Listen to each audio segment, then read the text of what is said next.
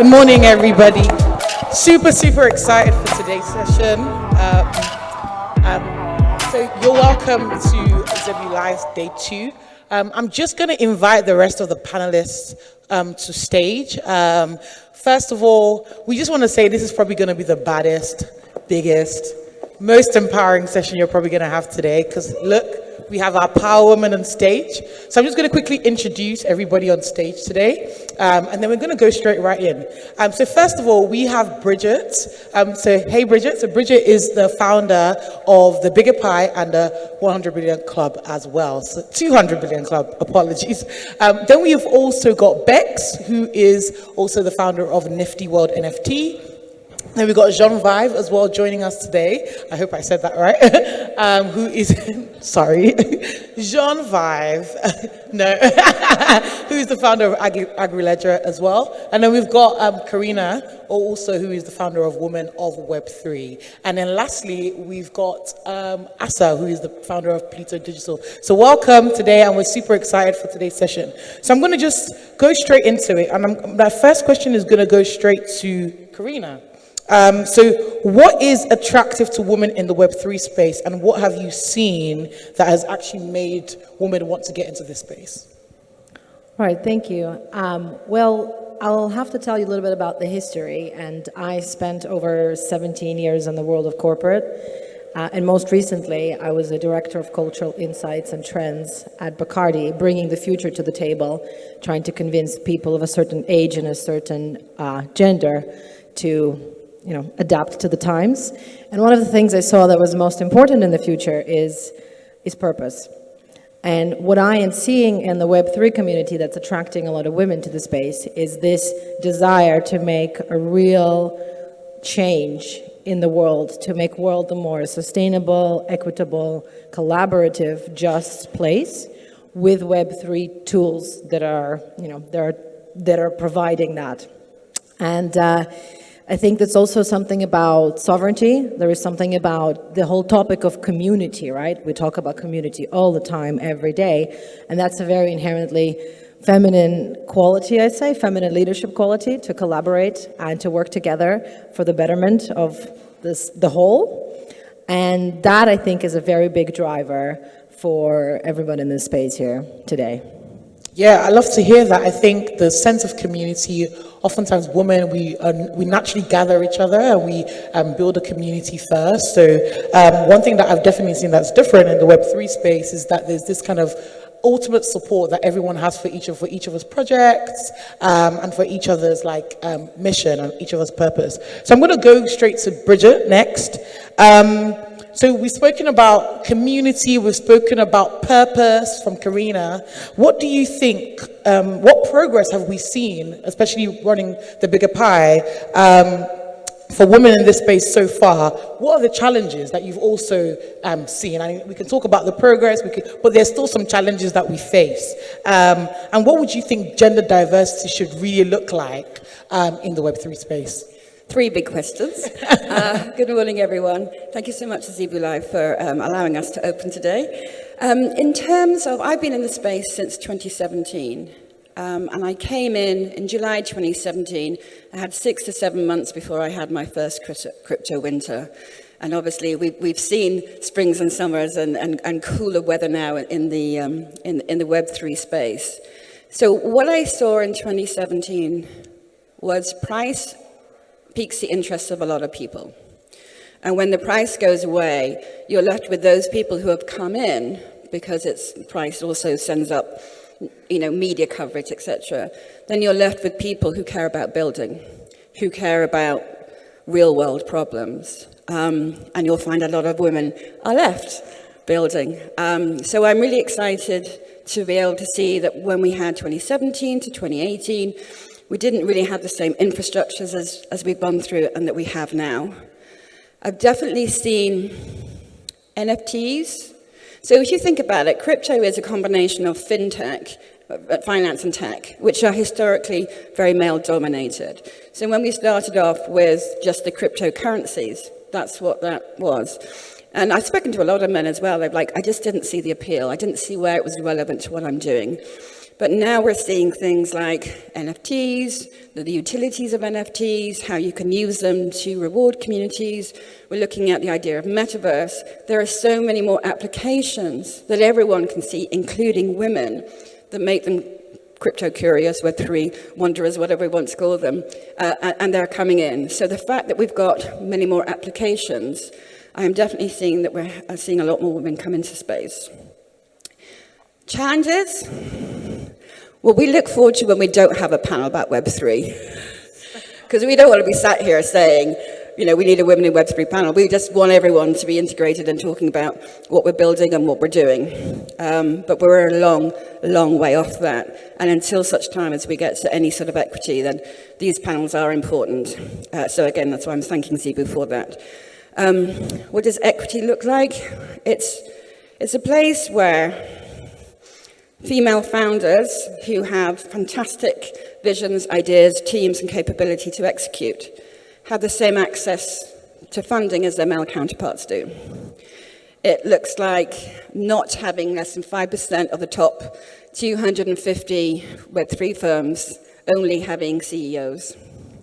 It looks like based on your capability, not your gender, then you get the same opportunities. And I talk from a gendered perspective. It's also my lived perspective. Of course, as soon as you put on other intersectionalities, then that difficulty becomes more. So I would just like the idea of Web3, the ideal of Web3, that it's inclusive for everyone, but the practicality and reality is we're a long way off. Interesting. So, I mean, you know, the host introduced me as a woman who actually runs stuff to get black women into tech, more specifically in the Web3 space. It's like less than 1% of black women in tech. And actually, if we actually think about it, when it comes to NFTs, how inclusive can actually people who have intersectionalities, you know, get involved with this space? If maybe one NFT sale is like 2 ETH, most people have never dreamt of having 2 ETH. So I think what women do to actually really truly change the status quo is that we make it a lot more inclusive by really truly boiling down the solution to make it simple. I remember at ETH Denver, I was speaking to someone and I was like, most people are not going to understand what you're saying. So we need more women to be able to simplify the solution so we can actually have mass adoption of this new internet that we have. So I'm going to go to Genevieve. I hope I'm saying your name correctly. Sorry, it's just my accent maybe, I'm not sure. Maybe just go with GL. Okay, thank you. How do we support the building of deep technology by more women, and how do we give them more tools to create these solutions? I think this first thing is that as women, we have to dare to build, dare to ask. And so that's the way we have to start to be able to support one another in this, and then to be given the space to do it. I can say that in terms of what I've been able to achieve, it has had its challenges. You know, I think it's also at times very maddening when people say, why you? When we look at Amazon, Bezos didn't know technology, but he knew business well enough to be able to deliver technology to make things happen. And that's what we need to do as women, not just drive by, you know, I respect marketing because I suck at it, but we need that, but we also need to be doing the solutions. And I think when we talk about Web3, it's so much about collaboration, creating consensus among people and creating trust. And unfortunately, that's something that a role that we've been put in as women too many times. So we should use that as a way of creating those solutions. And for Web3 to be successful, it's going to need to actually have the user's input. What I think happens right now is a lot of what we see is not being built for people to use. The UI UX sucks. And if we want mass adoption, we need to be there directing and striving to make things happen. I love that. I think also that collaboration piece is super, super duper important when it comes to actually pushing this thing forward. I'm not doing things in silos, but actually supporting one another. I'm going to go straight to Becks. What are the practical steps that we can take in this space to encourage more women to get into the Web3 space? I was speaking to you earlier on, and you were telling me about how you were the first NFT YouTuber, and oftentimes on my Instagram, I do a lot of stories about how to get into Web3, and people ask me, who are the influencers? I'm glad that I've met one today, so please tell us more. Well, I'll take the accolade of apparently first female Look NFT at that. YouTuber. Look at that. Yeah. Not necessarily the first NFT YouTuber. I learned from some YouTubers themselves. But look, I've been in the space for 16 months, and good morning, everyone. Thank you so much for joining us so early. And I've seen a lot of change for women in the space. When I joined 16 months ago, and I'm talking about NFTs specifically, I was probably one of, from what I could see, 4 women talking on Twitter about NFTs. And I felt slightly empowered by that because I thought, well, here's an opportunity for me to cut through the noise and actually make a difference and make a name for myself. The same happened with YouTube.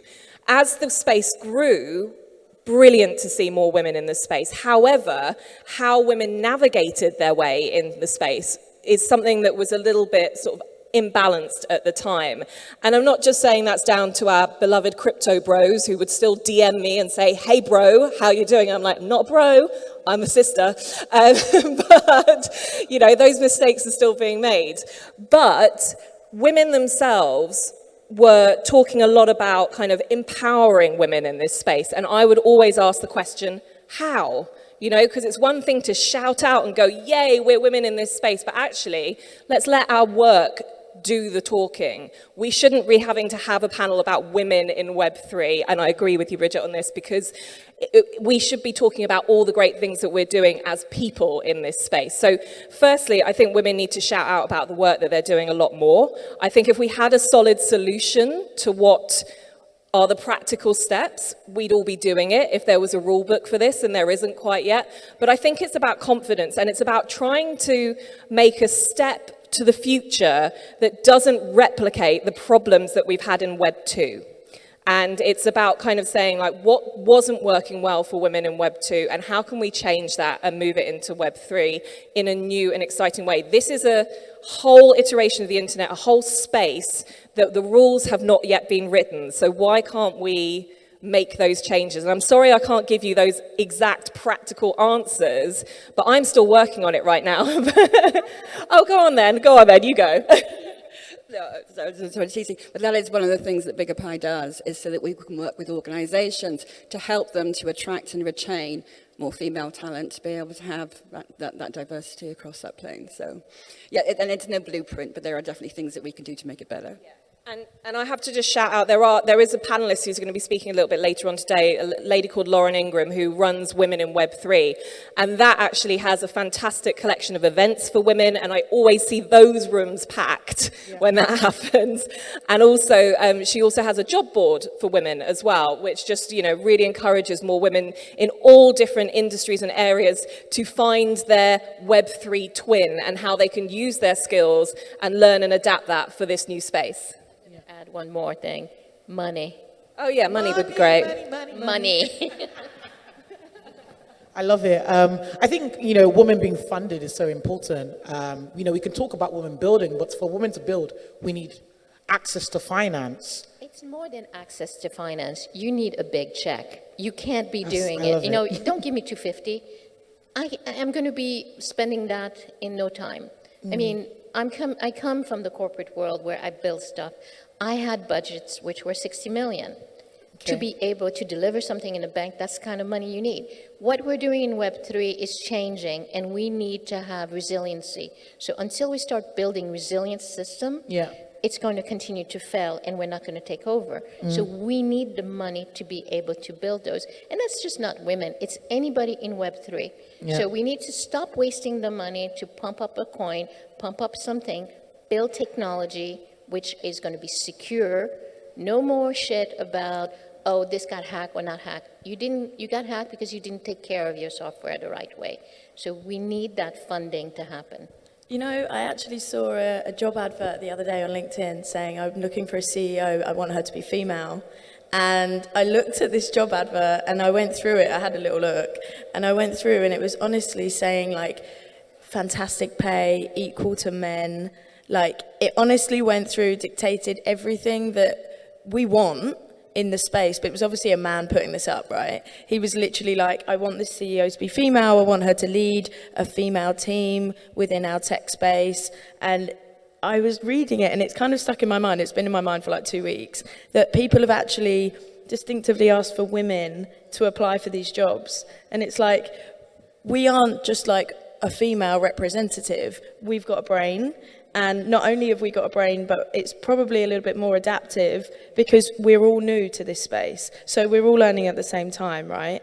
And if you're looking for a new CEO, why don't you say, you know, I want to put out a job spec, I want 3 people to apply, maybe 2 of those people should be female, 1 should be male, and we'll just do it, maybe turn the camera off on Zoom, you know? You don't need a camera on Zoom to know if someone's good or not to be employed, and then you just go with your instincts. It doesn't necessarily need to be openly said, we're trying to expand our female area of the team. We're already in teams. We've already driven our own teams. You know, we don't ask for just male positions. We just know if someone's good at the job, they're going to get the job. Yeah. I love that. I think just so I'm actually going to go on to you next, Asha. So for one of the things that's really interesting to actually highlight is that, first of all, women in Web3 or Web2, sorry, or women in tech in Web2 is still very low. And actually, for you to be able to build in Web3, you need to have understanding of Web2. So it almost feels like we've been done a disservice even from where we're coming. So women are having to upskill really quickly, because I run boot camps in the Web2 space as well. Upskill really quickly, and let's not even talk about Black women, you know, in the Web2 space, and then upskill so quickly in the Web3 space. So we need to find a way where we create environments, which is why I love what the Bigger Pie does, to actually foster, you know, that fast-paced learning that we have to do, because it is a fast-moving industry. So I'm going to go back to you now. So what is the number one way we can make a substantial difference for women climbing the ladder in this space? Climbing the ladder, I think, is a really, really key way for women to show that they are working so hard at what they're passionate about. I think that climbing the ladder, it doesn't matter if you're in the Web 2 or the Web 3 space. Climbing the ladder is important for females because it's never really taken off. And I think I really agree with what Bridget was saying, right? Talking about whether women are going to get bigger and better in the space quicker is irrelevant. It's about, this is a brand new space. The rules haven't been written. We can get to the top just as quickly as the men can get to the top. I mean, it just so happens that you've got sort of C-level women all sitting on one stage. But imagine if you got a couple of female devs as well. The conversation that we'd be having wouldn't just be, where can we go as women? It would be like, wow, why the hell are you not running the country? Why are you not running the company, you know? I think that it's a little bit more than we're just climbing a ladder. We're climbing a ladder with rules that haven't been written, and it's so exciting. We are, but the rules of unconscious bias exist no matter what industry you're in. So I think that we have to understand and recognize that, because the power of unconscious bias is crazy. So lots of people, so this guessing that was the guy who was writing the role for the CEO, but you were guessing it because you could recognize the language, nor was not written by. A woman would not have written the job spec like that. Exactly. But there's a guy who's doing his best. And so we should applaud that and then say, here's how we can help you to achieve this better. Because it doesn't matter what field we're in. I came into supporting women in blockchain specifically for the reasons that these companies haven't been built yet. And I want to see more women in C-suite levels and starting and building companies. And so rather than try and reverse what's already been established, that I completely agree with. But we still live in a world where our unconscious and conscious bias comes with us. Totally. And like you were saying a minute ago, right? Someone messaged you and said, hey, bro. And you were like, no, I'm a cis. I mean, all I was going to say is I completely agree. Yeah, don't call me a bro, I'm a girl. But also it's like, do you not think that there's a level of inclusivity that he's trying to just involve you in whatever his terminology is? Like maybe it's not necessarily him distinctively calling you out, but more come and be a part of what we're doing, you know? Like I completely agree, I don't want to be called a bro. But I'm also like, I like that you've included me. I like that you've reached out. Yeah, but look, I get it. I completely agree. I don't know. Is that on? Yeah, I completely agree. However, it takes maybe a minute more to do some research onto my LinkedIn profile to see that I'm not a bro. there's 100 different photos of speaking events, all that kind of stuff. I'm completely doxed, you know. It's like, it's one of those things that I'm like, literally, it's one of those things that fascinates yet frustrates me at the same time. And I'm not just talking about Web3. Look, the other day I was out buying a pram, as I'm having to at the moment, and a guy came out of the blue and just went, "That's a really good pram. It'll be really good for you whilst your husband's out earning the money." To which, obviously, my husband was like, "Here she goes. she's gonna explode." You do not want to talk to this me right unconscious now. bias. It happens in everyday life. It's offensive for us women. We need to make a change. How do we do that? It would be nice to say that you know, the guy that wrote that job spec is like, "Oh, we'll give him something." I'd be like, no, I'd call him out. And I'd actually say, "You know what? You've made a mistake there. This is not the way to do it. Here's how we do it, and you can be better. You can be better."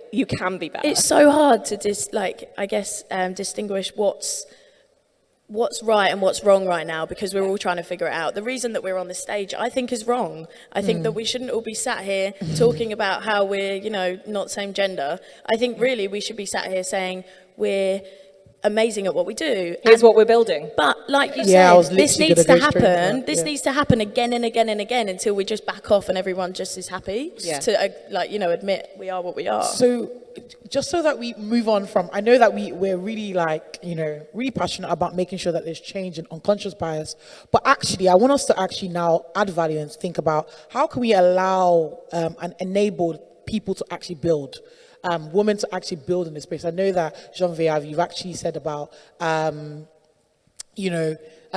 give us the money so that we can build and write the big check so that we can build. I mean, I think you were sharing with me about a specific entrepreneur who had been funded over and over again, but yet women are still underfunded. So how do you think we can actually truly start to enable that? I think that what I applaud is what 200BN is doing, because it's two parts of it. One of the challenges, like let's say as a woman even building, let's say I get some money coming in and I have an investor. One of the problems that we have is, let's say if I hear Asa wants to build something, I may not be very keen to introduce her to my investor, because I'm thinking if I do, that's going to take away the little bit that I'm getting. Yeah. So we're getting too little at this point. Yeah. So we need to change that, and we need to also be open. And I have to accept that by giving her the seat at the table, we both then succeed to where we can then support. Because to have, there's a program going on where they're giving £25,000 to a woman founder. 25,000, you can blow that in 2 seconds with the support that you need to have to be able to build your company. It doesn't matter what you're building, if you're building tech or whatever. So you need to have enough to be able to live, to pay your bill, and then to pay the people that work for you.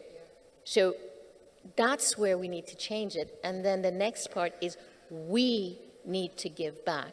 We need to be the ones to then be the GPs, the LPs, and really, because the funding challenges for these women VC is that they're not getting enough money to be able to fund themselves. So that's the whole thing has to change. So Web3, the ethos of Web3 is about creating those peer-to-peer. So this is what really we need to start doing, is responding that and creating those opportunities. I think what we can also contribute to that is oftentimes women would have this big vision and we would do so much with so little. But yet you will see crypto bros put out maybe just an idea and they get funded for it. But that's the thing. We should stop doing with too little. Yeah. Because we keep doing with too little, we keep not getting it done right, and then it falls apart. We need to say, I'm like, to build this, I need 2 million. I don't need 250,000. Yeah. I need 2 million because I need to make sure I have security. I need to make sure I have the right UX. I love We that. need to put those numbers down. We stop shying ourselves in putting a penny when we need $1. You need to mentor some more women. You need to concentrate. You need to concentrate on what you're building. You don't need to concentrate on the anxieties at home. And nobody else concentrates on the anxieties at home, right? Yeah. Everyone else is just building happy as Larry, and we're like sat here asking for a little bit more. I mean, I'm going to go to Karina now, because I recognize that you also want to share more about women in Web3. So what is Women in Web3 going to be doing? Wow, 3. Sorry, I'm going to be doing. Wonder Woman of Web3. Apologies. Wonder Woman of Web3. What's Wonder Woman of Web3 going to be doing to enable this conversation that we're having? Yeah, thank you. So Becks mentioned empowerment.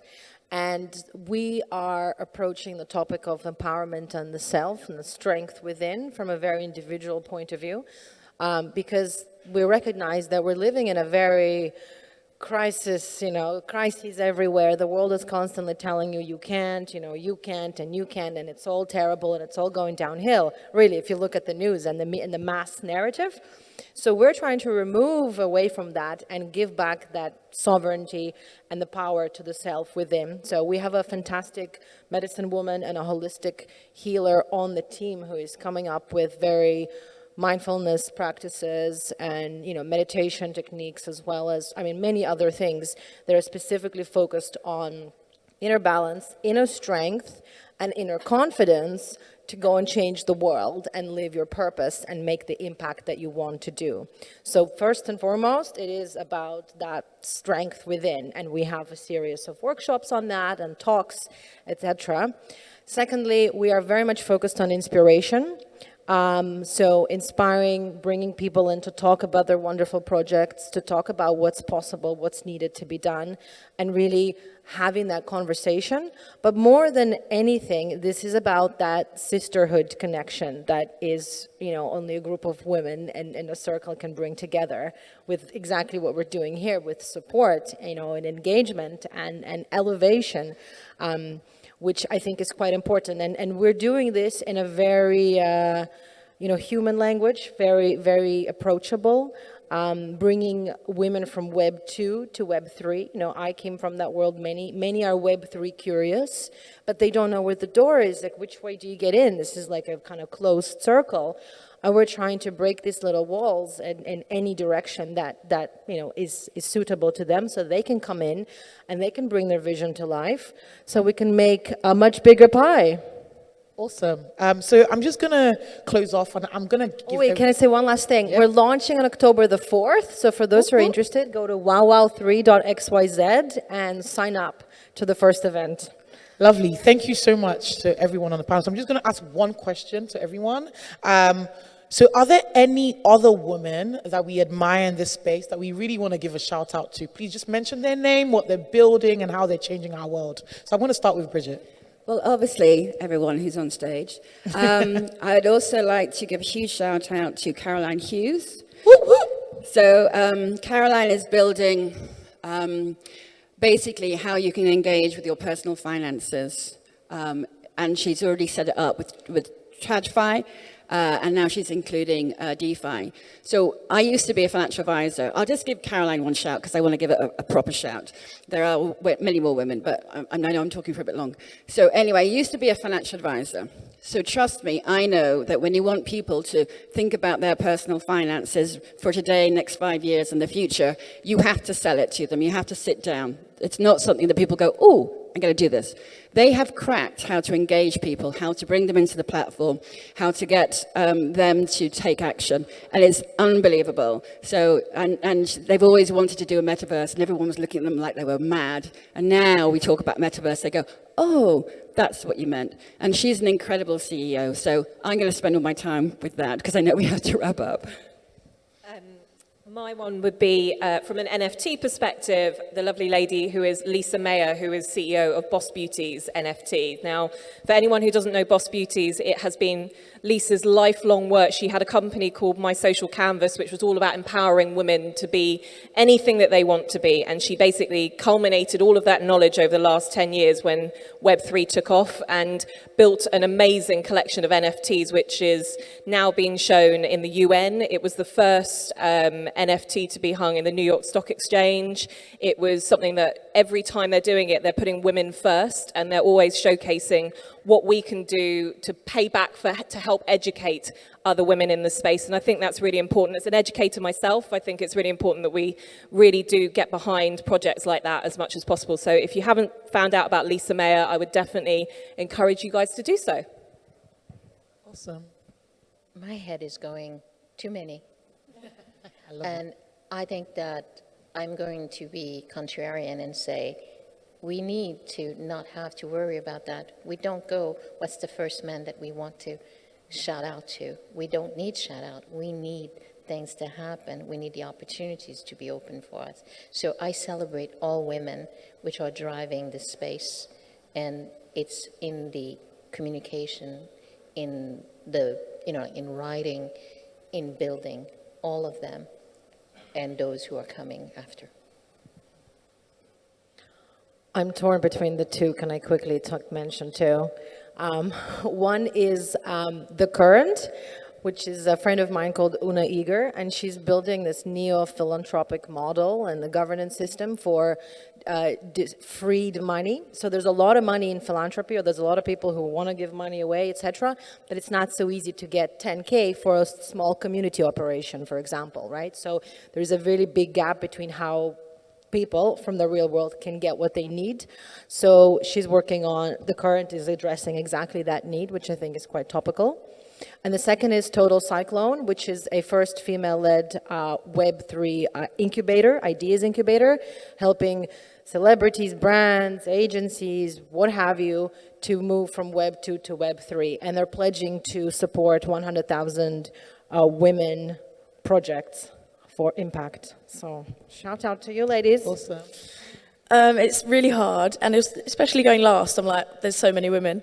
And I'm thinking about all of them. I probably have two. I'm just going to do a quick one. So my partner that I actually run the fund with, Blake, she sits out in Vancouver, Blake Finucane. She's got her own website. She's doing so many incredible things in the space right now. She's pretty much in all the DAOs that are making space at the moment. That's a quick shout out. Very, very cool woman. And another one is Hannah, CH Hannah. She has actually set up a DAO. I call myself one of the co-founders, but really she's the founder of this DAO.